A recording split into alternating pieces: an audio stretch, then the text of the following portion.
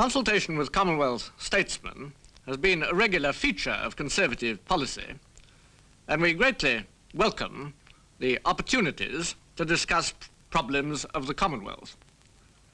These are dealt with at periodical conferences, but the special visits of individual prime ministers or members of governments also serve an important purpose, that of personal contact. And that's why Mr. Macmillan's visits to other countries of the Commonwealth have been so valuable.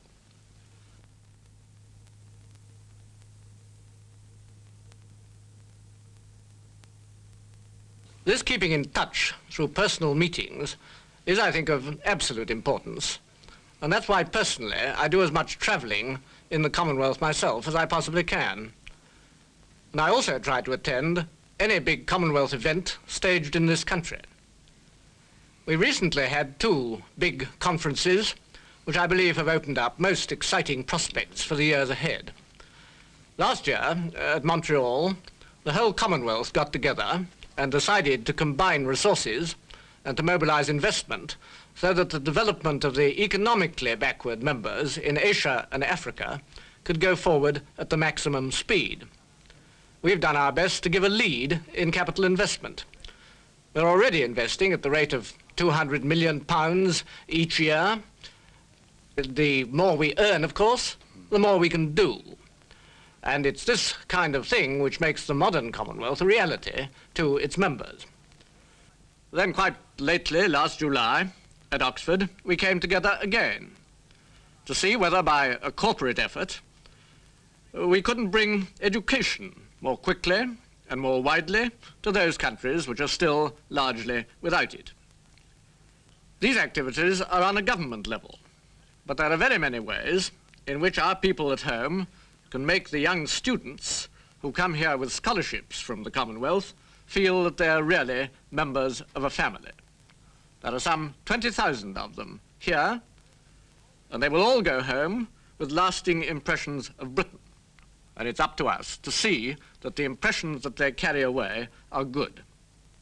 Of course, we have our setbacks and difficulties, and as you were saying earlier, there is the great challenge of creating the non-racial society in Africa.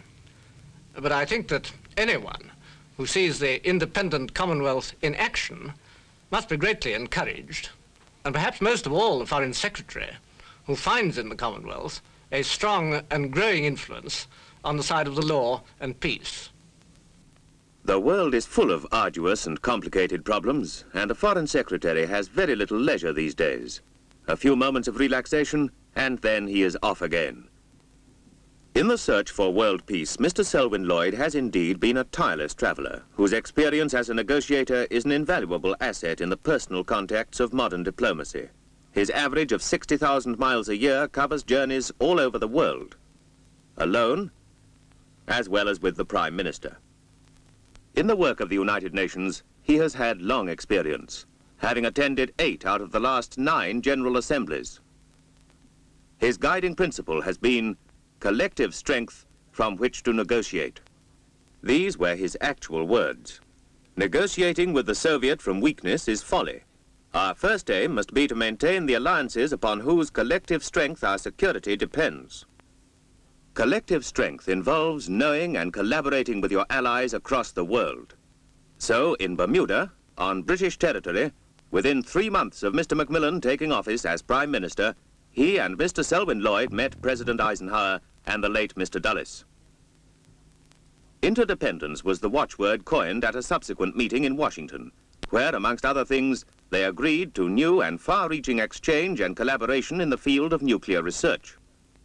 Pursuing the same purpose of collective strength, the British statesmen also, of course, regularly consulted with their NATO colleagues on the continent of Europe.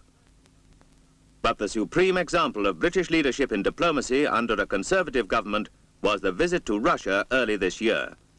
It was a crucial moment, with the threat of a showdown pending over the status of Berlin. The Prime Minister had in mind personal contacts rather than definite negotiations, and the outcome was encouraging.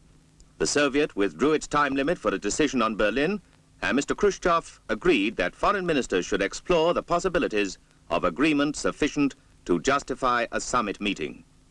We were back on the path of negotiations, and away from threats.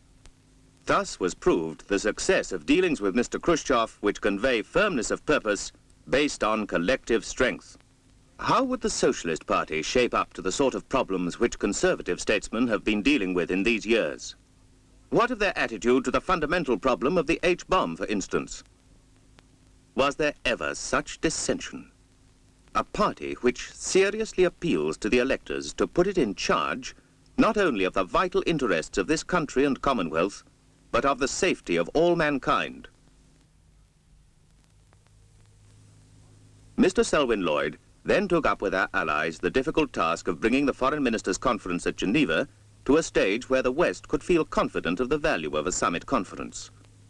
And presently, the example of Britain's personal diplomacy reaped its reward in President Eisenhower's decision to invite Mr. Khrushchev to America and to return the visit himself later on.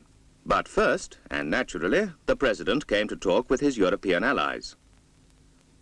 Mr. Selwyn Lloyd, who as Secretary of State for Foreign Affairs has been a key figure in all these patient negotiations, is here himself in the television studio to talk about them.